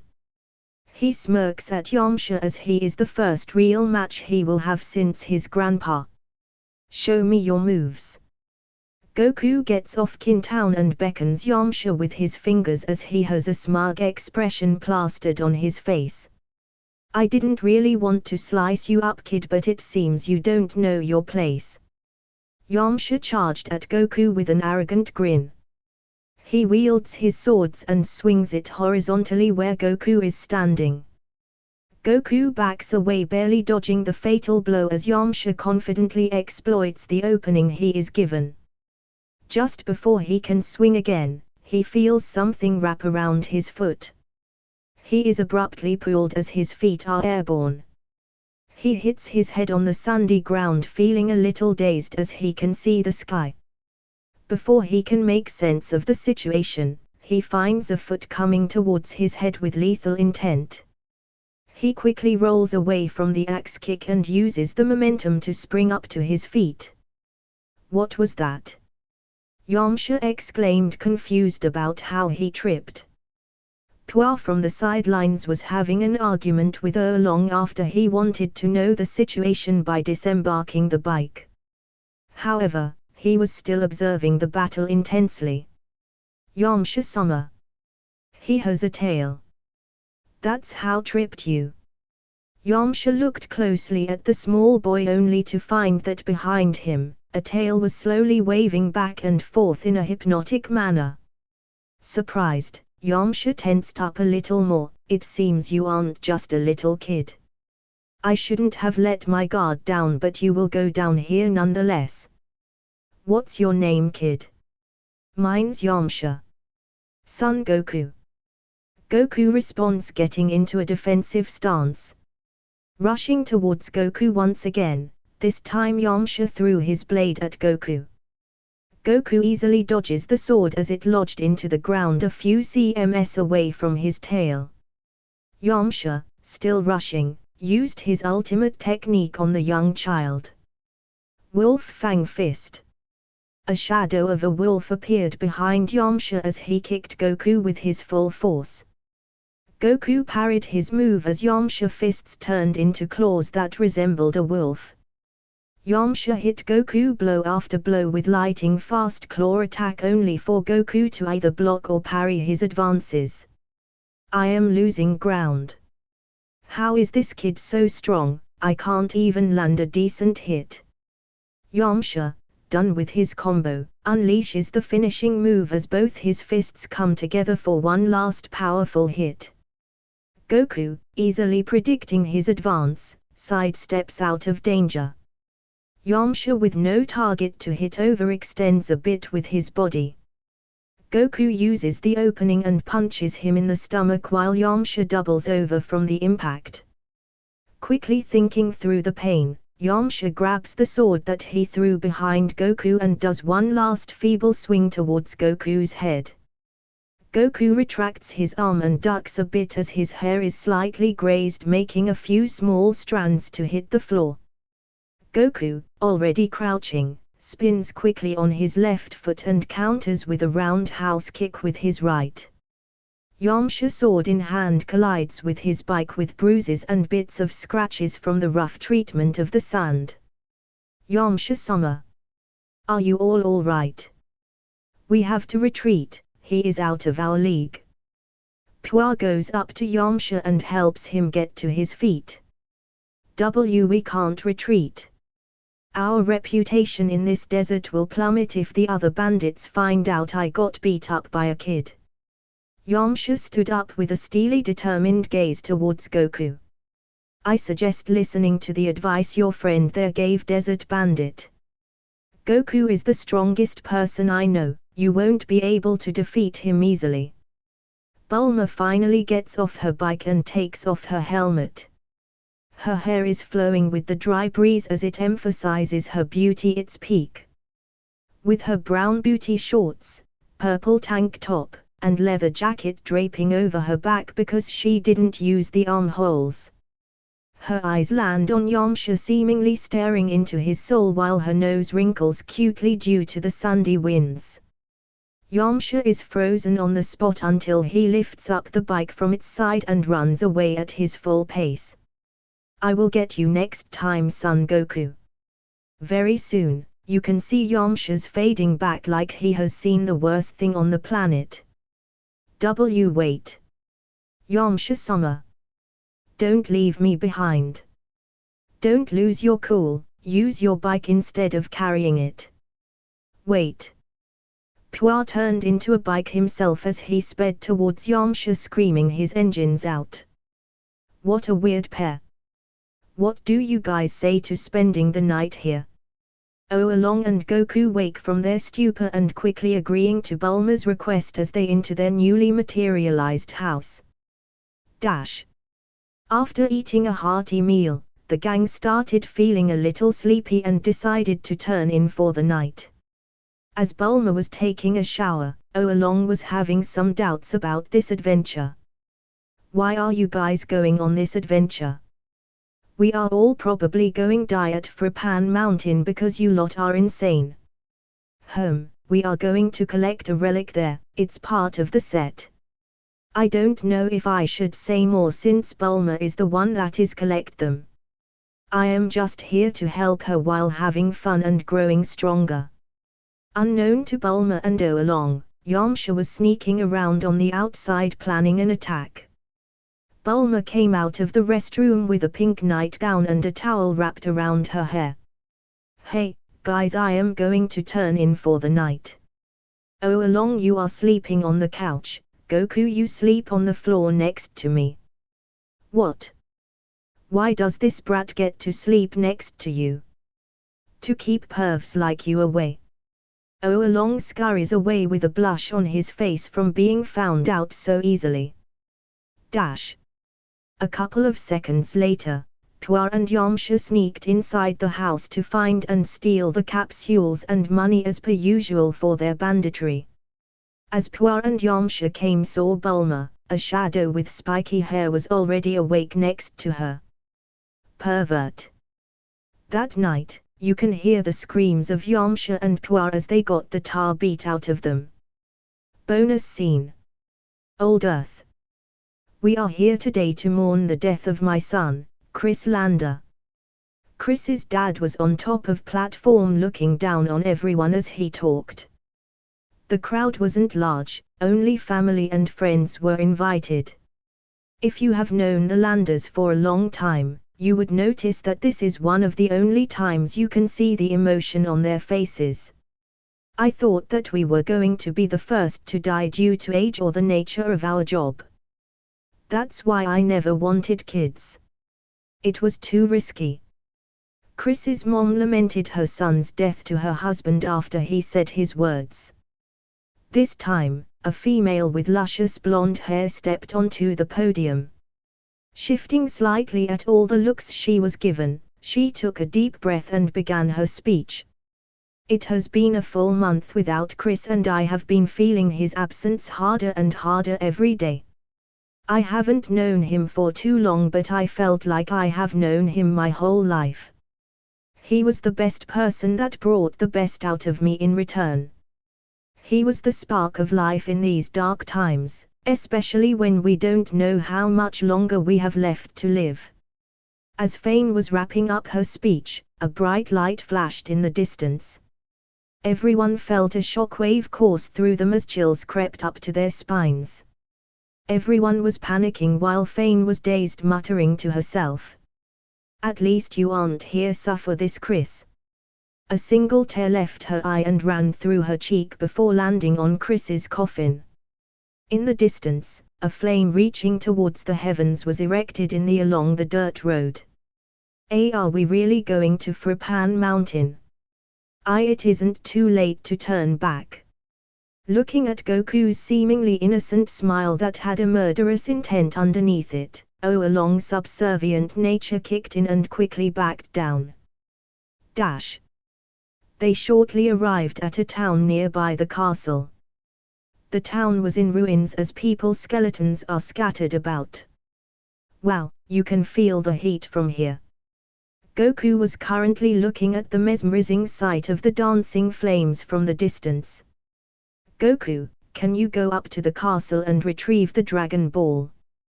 Bulma was pointing at the lone castle that sat atop the roaring flames like a boat floating in an ocean.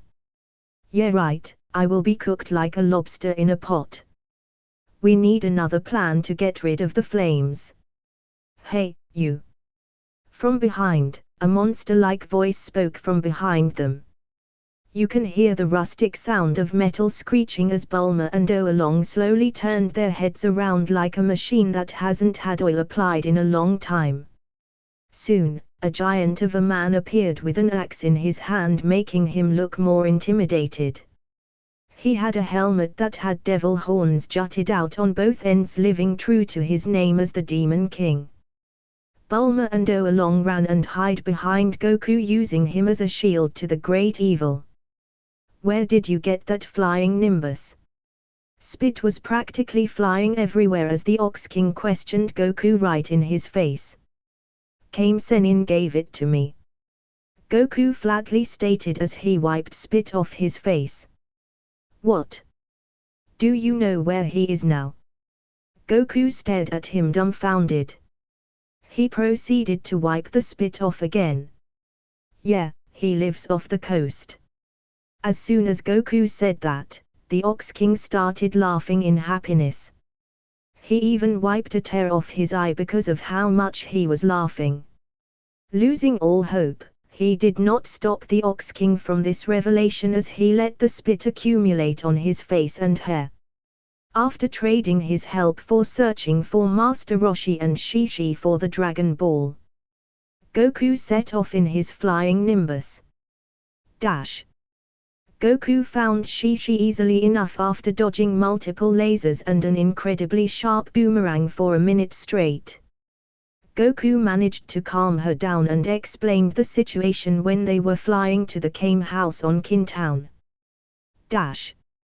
How about trading the Bancho fan for letting me touch that young lady's boobs?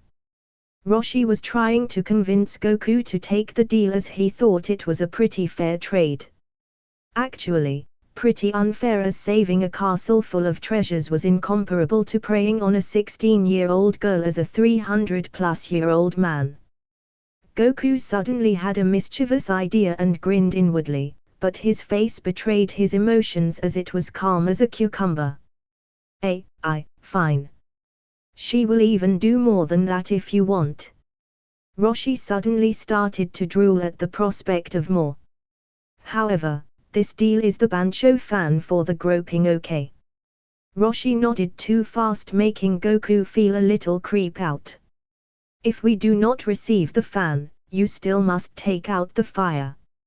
Your former student house is in flames, you must have a conscience. Of course. I understand, let me look for the fan right away. I know I have. Roshi agreed quickly, thinking that some of his perverted families will come to life. However, his fantasies quickly shattered as he desperately started looking for the fan, uprooting the entire house in the process. Roshi was rapidly becoming hysteric, calling in the turtle for help, not realizing that turtle was not going to improve the situation anytime soon. Kame Sennin, don't you remember? You used it as a tablecloth that one time. Turtle was feeling extremely embarrassed and exasperated at Roshi's enthusiasm for getting that fan.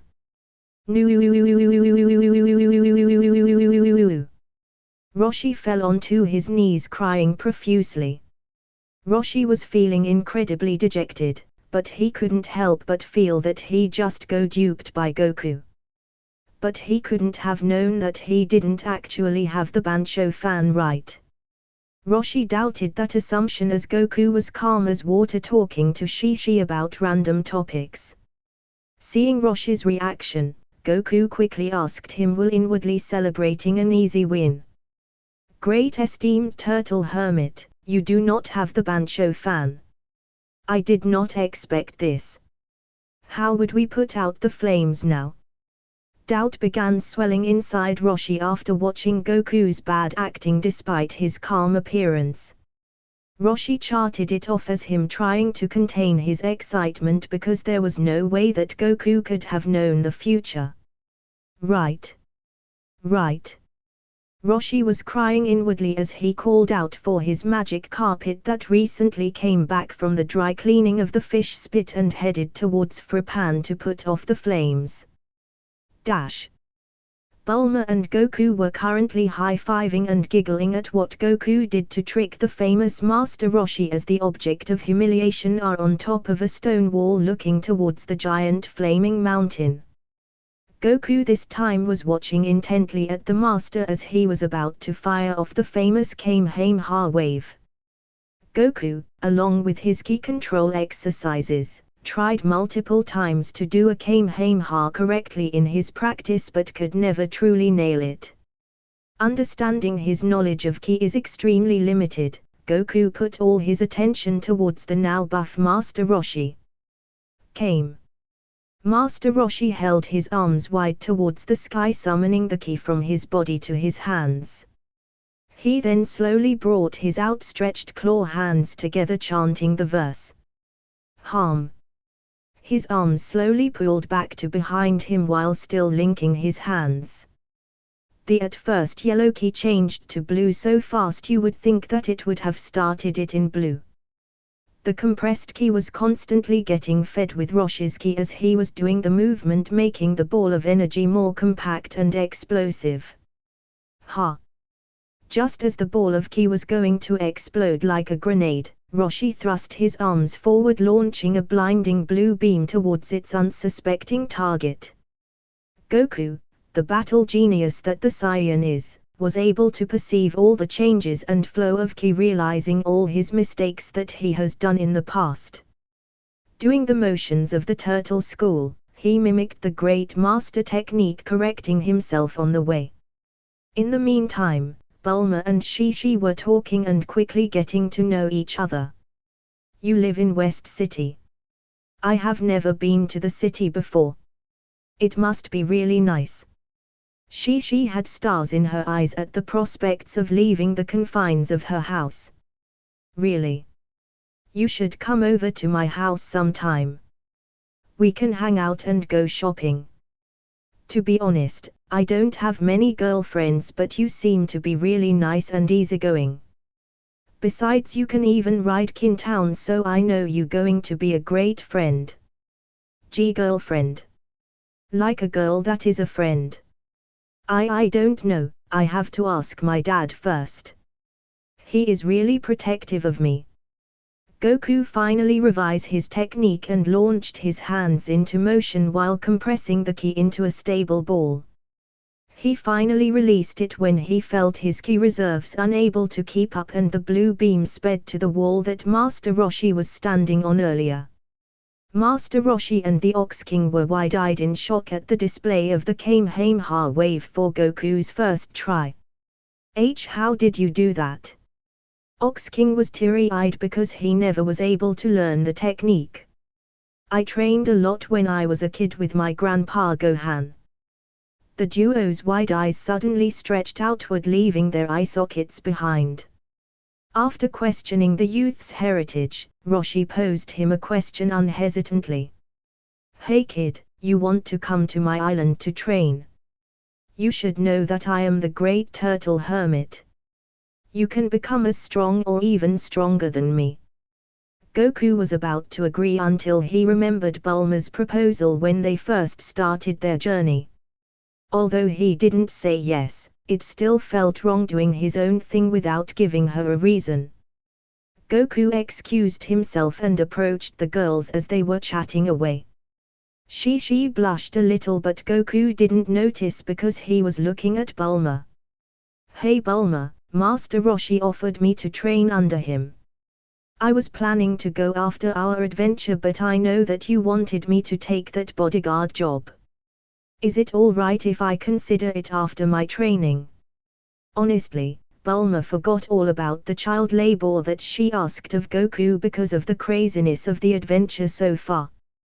Bulma was flattered that he told her and remembered what she said. Sure, after all, if you train then my bodyguard will be that much stronger. After her confirmation, Goku gave his confirmation to Master Roshi. After confirming that they got the Dragon Ball from O along with the rest of them, the duo left when O along wanted to go along with Roshi because of some shared interest. As his use was already expired, they left him and ventured off to the last Dragon Ball. Kris 13 years old. Find out next time on Dragon Ball Z. A voice came out from the computer station on Kris's desk. Kris himself was watching on his chair with stars coming out of his eyes. He ran to the living room to see his parents as they were home for the weekend. Kris's parents laid there on the couch panting with sweat. Other liquids littered the ground beneath them. Just as they were going to go another round, Kris interrupted them. Mom, Dad. I want to learn martial arts. They looked at him in surprise before looking back at each other. Kris has never been interested in something like sports, let alone the rough training of a martial artist. Well, what do you want to learn? His mom asked, looking at his face for a response. Kris, who ran down here without thinking or researching the topic further, was at a loss for words. Karate. Kris's mom, being the elite spy that she is, quickly diffused this situation on the impulse of the male teenager when she spotted the look of loss in his eyes. His father, doing the same thing, spoke next. Son, if you don't even know what you want to learn, we can't help you. Maybe when you are older and have more confidence in yourself you can do martial arts. If you still think this way later and have researched the hardships of it as well, we will consider it. Kris, dejected, walked back to his room as his parents quickly went back to lovemaking as if nothing had interrupted them. He walked back to his computer to search up different martial art styles. Clicking video after video, recommendation after recommendation, he was soon lost in the void of the martial arts world, even forgetting that he wanted to actually learn martial arts. Traveling along the road, the strange duo of Bulma and Goku are venturing off to find the last Dragon Ball in hopes to see the divine dragon. Wants some rabbit meat. Goku, through his days in the wilderness, has learned to eat anything that is edible in order to survive. Even creepy, sentient, rabbit mob bosses. That guy was a creep. How can you eat him with a nonchalant attitude? Bulma shivered a little, thinking back to the rabbit boss that they encountered a couple of hours back. He almost turned her into a carrot if it weren't for Goku's quick thinking to just kill the criminal. Goku just shrugged and threw the rabbit boss's corpse into the jungle that they were passing. Anyways, we are so close to the last Dragon Ball. You can get your wish and I can get to see the dragon that you were talking about. I wonder what it's like living inside the Dragon Balls. Does he sleep forever and only comes out when we call him? Must be a boring existence. Goku was in deep thought about Shinron's daily life when Bulma spoke up from her seat in the driving position. About that Goku. Bulma had her mouth open when a blast hit the car they were in, making it explode into dust. A mech appeared out from the mushroom trees that were surrounding them and started attacking them. Cough son of a bi ch. Cough that smoke went into my mouth while I was talking. Bulma had tears in her eyes from the sudden intake of smoke with a coughing fit to boot. The mech ignored the two and started rummaging in the wreckage looking for something. It wasn't long until the dog inside the mech found a black briefcase undamaged on a seat. Upon opening the case, he sees 6 shiny orange balls sitting neatly in a row, inviting him to take them. Before he can celebrate and snatch his prize, a kick comes from behind, making him stumble forward on one leg before repositioning himself. Goku grabbed the briefcase towards the direction of Bulma, expecting her to catch it. Only for it land on her head as she was coughing black soot from her throat. Her head falls on the soot with a light thud, making the powder lightly rise from the impact.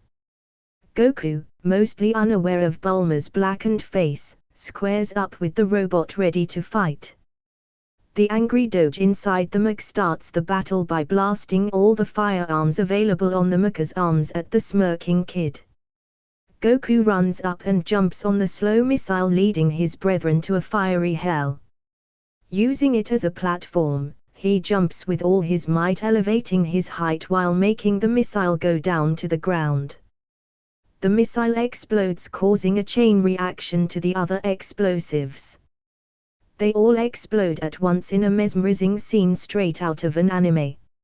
Shu couldn't help but be in a daze from the enchanting sight of Goku, fist outstretched, and the flying colors of the explosion. His emotions were strung from the picturesque sight as a single tear came from his eye only to be slowly absorbed into his fur. Goku put all his weight and gravity into his punch, so when it impacted, the mecha's screen shattered with Goku's fist inside the control panel. The mech instantly exploded, making Goku blast back next to Bulma, while Shu took the brunt of the explosion, making his entire front black with the powder. Coming back from his daze because of the severe burns he has been afflicted with, Shu retrieves a jetpack from his capsule and flies off into the distance with his tail tucked between his legs. Before he leaves, he yells out to the victors, "I would have gotten away with those Dragon Balls if it weren't for you meddling kids." Serves him right for trying to steal the Dragon Balls. That was a good stretch. Bulma, do you have any more vehicles that you can use? I will stick to Kintown just in case something like his happens again. Goku had a silly grin on his face from an easy win. He turns to look at Bulma when he hasn't heard her response, only to find himself looking at a charcoal Bulma with a hand mirror reflecting her face as she looked at it. "Mr. Popo." Bulma suddenly turns to Goku with a stare that can pierce souls. Goku felt like he was staring at death herself when Bulma was slowly walking up to Goku. A sickening thunk could be heard for miles, originating from a dirt road void from civilization. Dash. Did I hear you correctly? You failed your mission, was it? Whose fault was it so I can punish them? A small blue imp creature was currently sitting on a chair staring at what seemed to be a larger version of the Dragon Radar. Behind him stood two individuals that presumably failed their mission. Shu, a brown humanoid dog with a ninja attire on, and Mai, a tall human female with a military-like blue trench coat on, were bowing down to the imp's back, sweating from all their possible glands. Sir, it wasn't. Shu started his plea towards his master but was abruptly cut off. You know what? It doesn't matter whose fault it was, you are both going to be tortured. Pilaf then presses a button on the control panel in front of him. 12 hands immediately come out from the floor and ceiling. The hands had white gloves on them and were around half a size bigger than regular human hands. Shu and Mai had horrified expressions on them as the white gloves started wiggling their fingers at their prey. Before Shu and Mai could run, 4 hands each dash towards their respective occupants. The hands latch on their feet and hands, making them float in the air in a starfish position. The remaining hands lurk towards the unfortunate participants, making the duo shiver in anticipation. Suddenly, the hands thrust forwards and started to tickle the airborne minions ruthlessly. Feet, armpits, neck, no body part was left with mercy as the hands tickled with all their might. /n felt like I was stating fetishes with the feet and stuff XD. The tortured started laughing uncontrollably and couldn't stop even when their voice started to strain. 1 hour of the torture is not nearly enough for you two, but since we are on a tight schedule it will have to do. To compensate, I added my newly made tickling powder to make your body more sensitive. Next time don't disappoint me or I will extend it. Unfortunately, the duo wasn't able to hear their emperor as tears started to trickle from laughing too hard. Dash. We finally made it. This last Dragon Ball should be inside this less than ominous castle. We should be expecting that guy that you said you fought inside here. Bulma was currently looking between the radar and the castle in disbelief. Goku, with a plan already in mind, started to trek to the front entrance and opened the door. Following the poorly made arrow trap that made him feel stupider by looking at it. They soon found themselves at a dead end with the wall behind them shut down. Bulma quickly started lamenting at how stupid it was to get trapped so easily. Suddenly, the television that was embedded inside the wall lit up, showing Emperor Pilaf on the other end. "Hey, give me all your Dragon Balls. If you don't, your girlfriend will have something really perverted done to her."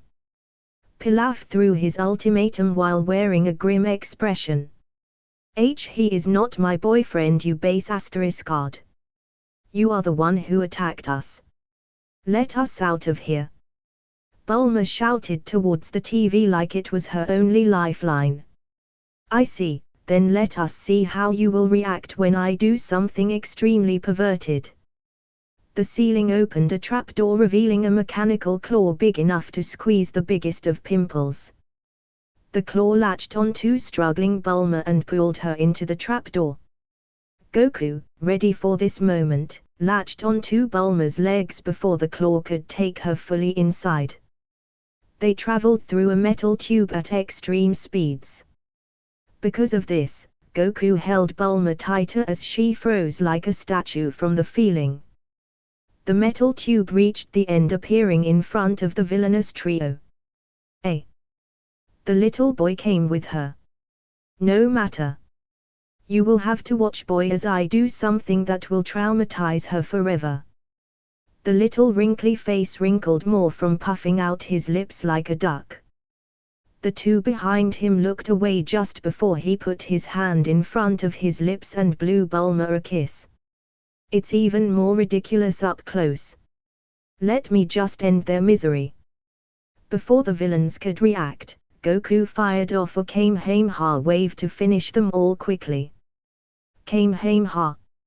Shu and Mai were behind Pilaf, so when Pilaf got carried by the blue energy beam, they got impacted and swept away too. The Kamehameha broke through the castle, leaving behind a gaping hole. The Kamehameha started to curve upwards towards the very stars. In the distance, a voice can be heard. "Next time we will get you. This isn't the last you see of me." The Pilaf gang will be blasting off for the first and last time. Once the voice was done, a little twinkle can be seen where they blasted off. The reason he held back and didn't kill them was that he wanted Piccolo to be born. Letting them live to find the Demon King would be much simpler than finding the jar himself. It's not like he is a threat to his rising power anyways. Grabbing Bulma like she was a sack of potatoes, Goku made a quick stop at the control panel, pressing the conveniently placed big red self-destruct button.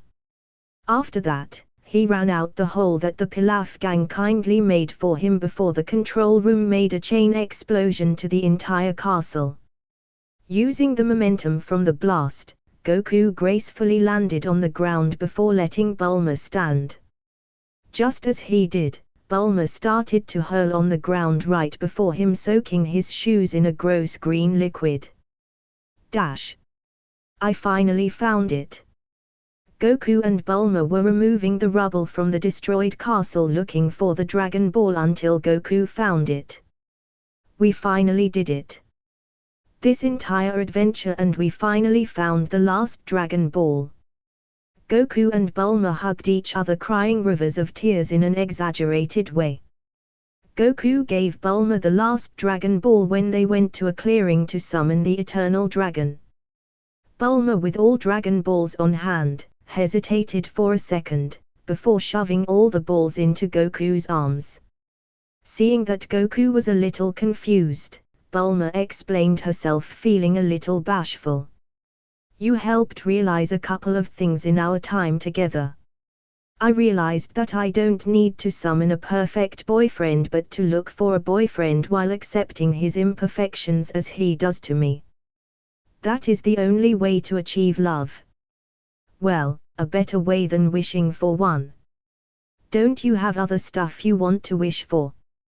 I don't want to use the things that you set out to find. Oh please, I have everything already. Looks, money, entertainment, consider this a payment for helping me not die multiple times." Goku, shocked at Bulma's transformation, gladly took the Dragon Balls and spread them on the ground. "So what are you going to wish for?" To become stronger. Bulma looked at Goku curiously. Ever since she started hanging out with him, he has never shown to want something besides gaining more strength. Something similar, you see at a full moon, I transform into something like a giant ape. I have never learned how to control it, so I hopefully Shinron will enable me to while also granting me more. You were the great ape of Mount Paozu. Wait, what do you mean by more? Before Bulma can ask what he meant by more, Goku recited the ancient summoning words. Eternal Shinron, by your name I summon you forth. Goku passionately said out every word like they were his dream since childbirth. The 7 Dragon Balls shined in unison like they were responding to Goku's heartfelt declaration. A yellow beam erupted from the middle of the crowded balls and blasted towards the starry sky. The sky started to blacken while making the atmosphere slightly oppressive with lightning. The beam soon started to slowly transform into a figure of a magnificent dragon with its body swirling and coiling around in the air. The yellow light shed itself, like dead skin on a snake, revealing a green dragon with red eyes that glowed with power. The mighty figure had horns on his head and fangs that looked like razors, while the tail seemed to be protruding from the Dragon Balls never to be seen. Shinron looked down to see 2 children that had summoned his presence and started to talk to them. I am the Eternal Dragon Shinron, I can grant you one wish. State your wish. The 2 were staring in awe at the divine dragon until he had broken the silence. Goku started to rearrange the wish that he thought of in his mind until he was finally satisfied with the wording. Shinron, please grant me perfect control of any transformations that I can achieve with this body. Is this wish possible? Goku chose this wish because, if made possible, it can allow him to transform into all the Super Saiyans transformations, Great Ape transformations, and possibly the God transformations with little to no effort. Shinron's eyes glowed with reality-bending power whilst studying the individual before him.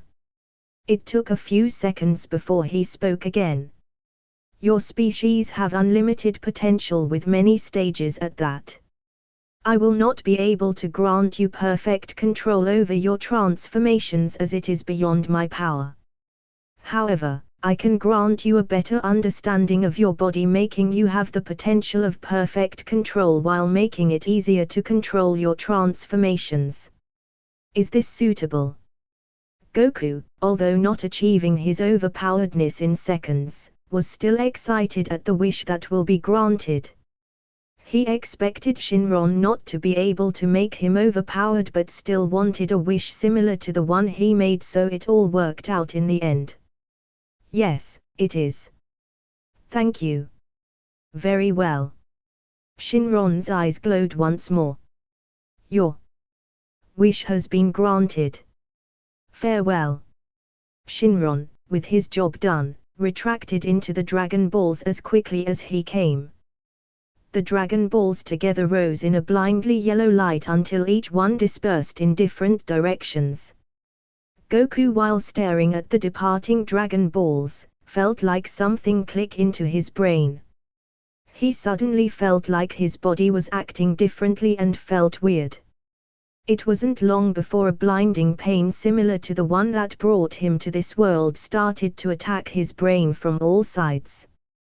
Goku started to scream in pain while Bulma was panicking about the situation. Thinking quickly, she loaded the squirming child into the back of her car and drove off to the nearest hospital. Kami's lookout. Kami, someone has summoned the Eternal Dragon Shinron. A Vante Black Genie observed the darkening sky in the distance until a yellow flash made it disappear. I see Mr. Popo, let me observe this youth that gathered the Dragon Balls. A green, wrinkly creature named Kami closed his eyes in concentration. It doesn't look like he is evil and didn't wish for anything too extreme. He is even able to ride the flying Nimbus. I don't think we have anything to worry about. It's not like he will become the universe's most powerful. Mr. Popo and Cammy laughed at their little joke that brightened the lonely atmosphere that accompanied them on the highest point on Earth. Cammy and Mr. Popo both sighed into the wind as they looked over Earth. Cammy spoke first. This *T is boring. Be careful of what you wish for, Cammy. Goku woke up to a blinding light while feeling extremely light-headed. What's going on? Where am I? Is this what they call the legendary hangover? As Goku groggily stood up, he could hear someone opening a door. Ah, Goku my boy, you are awake. I will go inform Bulma, you have been sleeping all day since Bulma brought you in. To his right was a stubby old man with glasses adorning his face. He was typing on something on his wrist while talking to him. Dr. Briefs. Indeed. Oh, looks like Bulma is very. Before he can finish, Bulma burst through the door and hugged Goku when she saw that he was awake. Goku, stuck between two mountains of flesh, struggled to breathe from Bulma's death grip. Before he can pass out once more, Bulma let him go so he can breathe air again. What happened, Bulma? Where am I? Goku quickly asked before anything escalated any further. After the wish, I rushed you to the nearest hospital. While in the car you were squirming non-stop and it looked like you were in pain. Halfway there you stopped, but I still went just in case. When I arrived they told me that you were just unconscious from the pain and that they didn't know what was wrong with you. They did know that you were going to be fine after you wake up, so I just took you here to my house to see if my dad can see what was wrong with you. Ah, sorry Bulma. When I made the wish I didn't think that was going to happen. At the mention of the wish, the sad Bulma instantly turned angry.